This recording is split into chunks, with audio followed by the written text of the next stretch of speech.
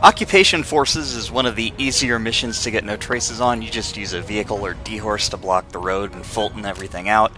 However, I'm not Fultoning anything, so I'm going to have to actually destroy the tanks and extract the commander physically, as opposed to just extracting the truckies in while he's stopped.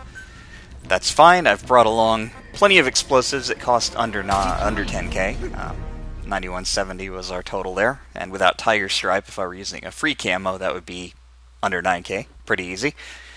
Don't need much to do this. I brought tank mines and grenades, because the way that the convoy works is that there's one tank, then there's the truck with the commander in it, and then there's a second tank. So you can't just lay down 3 mines, because that will kill the commander, and if you're going for an S rank, you can't have any kills, which means you have to extract the commander. However, the tanks don't count as kills. It doesn't matter. You know, they technically do have human drivers, and there are opportunities where drivers can get out of tanks, but while they're in a tank, destroying it doesn't count as a kill.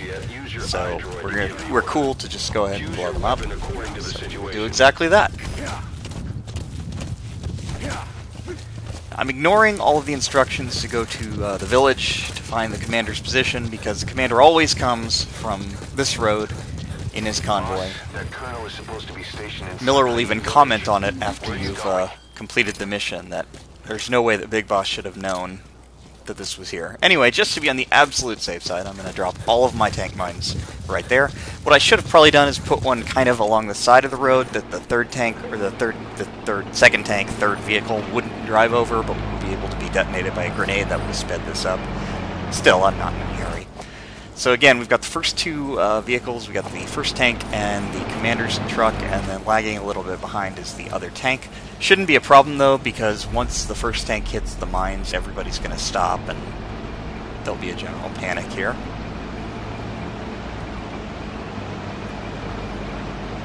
Though, because we're so far away from any bases, there's very little chance of anyone actually responding to this.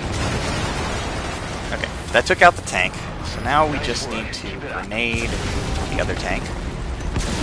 There's no guarantee that they'll die that quickly. Grade 4 grenades and grade 5 grenades are not as potent as the FOB only ones, but like the grade 6 grenade costs something like 20,000 GMP all by itself. Anyway, someone has gotten out of the truck, so I will go ahead and try to use sleep grenades on them.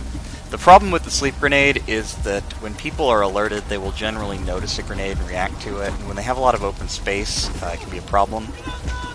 Like, he's just running away from these grenades. However, if I'm able to get him to dive instead, which he'll do if he thinks he doesn't have much cover, then he won't get out of the sleep grenade radius in time.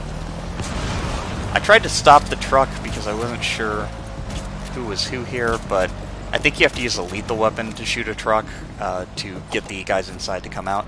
However, as it turns out, that didn't matter. That's him.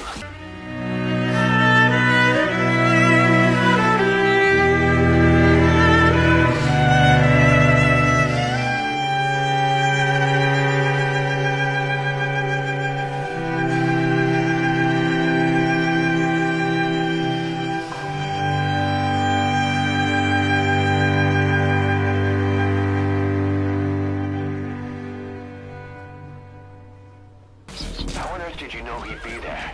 Boss, that's unbelievable. You got a sixth sense or something? It's called meta-knowledge, Kaz. Get used to it.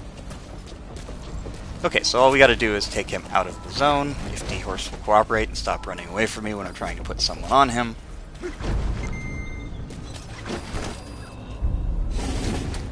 Yeah, we were far enough away from any bases that basically the caution phase couldn't be radiated to any of the nearby outposts, so no one is cautious anymore. We can just leave.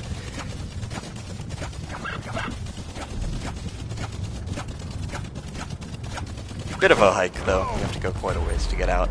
Still, land extraction does work on this one. Extraction arrived. Nice work. Keep it up.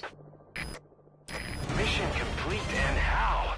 They're gonna tell stories about this one, boss.